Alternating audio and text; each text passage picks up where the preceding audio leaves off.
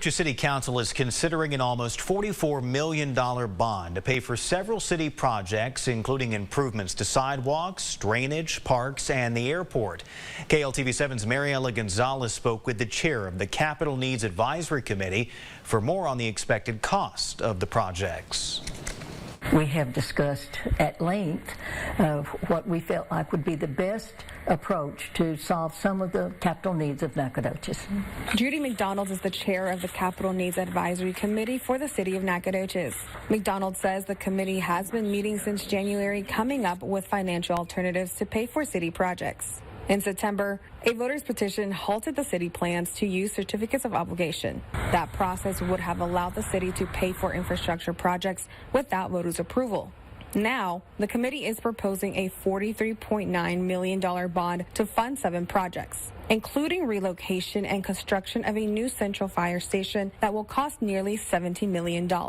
McDonald says the fire chief presented 3 different ideas on how to fix 4 of the 5 stations. Committee as a whole then decided that we would take option number 1, which was to replace the stations other than station number 5. Other projects and costs are $11 million for street and sidewalk repairs, $7.3 million for city airport improvements, $5.9 million for drainage reconstruction, $2.2 million for city park upgrades, $435,000 for downtown street and park electric upgrades, and $425,000 for a new facility and equipment at one city cemetery. McDonald says the council will decide to prioritize which city project they will take on first.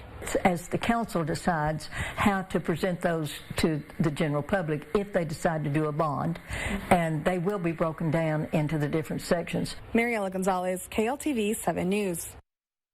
If the city council decides to move forward with a bond election, it will be added to the November ballot for people living in Nacogdoches.